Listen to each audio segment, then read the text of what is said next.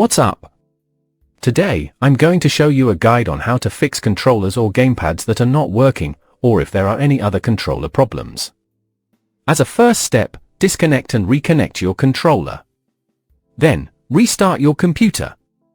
If that didn't work, click on the search box and type in Device Manager. Click on Device Manager. Select your controller type from the list. Right-click on your controller and choose Disable Device. Click Yes. Then restart your computer. After restarting, go back and re-enable the device. If that still didn't work, right-click on your controller again and click Update Driver.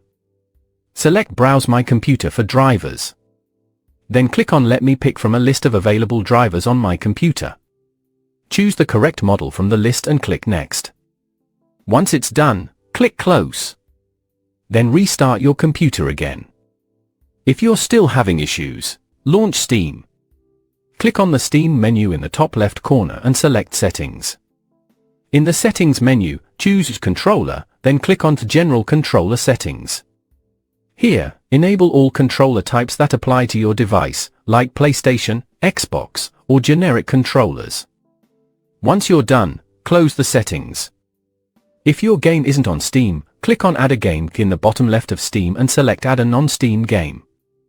Now choose the game you want to play with a controller and click Add Selected Programs.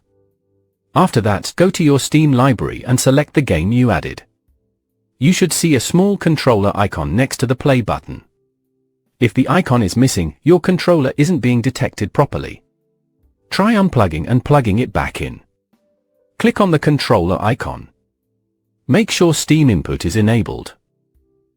Then, click on the Gamepad layout to configure your controls. After customizing your layout, click Apply Layout. Go back and you're ready to start playing with your controller.